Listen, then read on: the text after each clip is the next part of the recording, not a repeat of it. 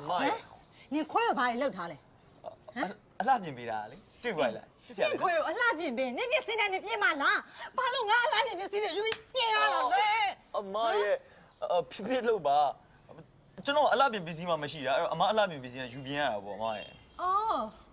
အဲ့တော့ငါအဲ့ဒီခွဲကိုသုံးထားတဲ့ပစ္စည်းတွေနဲ့ငါဆက်ပြီးတော့သုံးရမှာလားသူ့ကိုစိုးထားတဲ့နှက်ခမ်းနေနဲ့ငါဆက်ပြီးတော့စိုးရမှာနော်နည်းနည်းပါးပါးမစင်စားဘူးလားအမအဲ့ဒါဘာခက်လို့လဲအစ်စ်ပြန်ဝင်လိုက်ပြီးနေတဲ့ကိစ္စကိုအော်အသက်ပြန်ဝင်လို့ရမယ်နော်ငါလည်းသိတာပေါ့ငါပတ်စံကိုနှစ်မျောလို့ပြောနေတာမဟုတ်ဘူးဒါပေမဲ့ငါပစ္စည်းတွေကိုငါမသိဘဲနဲ့အဲ့လိုယူသုံးတာငါမကြိုက်တာပြီးတော့ရှိသေးတယ်ဒီနေ့အိမ်ကိုစစ်ပိုင်လာသွားရမလားဟမ်နင်တို့အိမ်ထဲမှာစားထားတောက်ထားတယ်ပွားစာကိုကျင်းနေရပဲဘာတစ်ခုမှလည်းမရှင်းတာဘူးအမရဲ့စိတ်လျှော့ပါဗျာကျွန်တော်ပြီးပြန်ရှင်းပေးမှာပေါ့နောက်တစ်ခါငါဒါမျိုးမမြင်ချင်ဘူးနော်ဒါပဲယ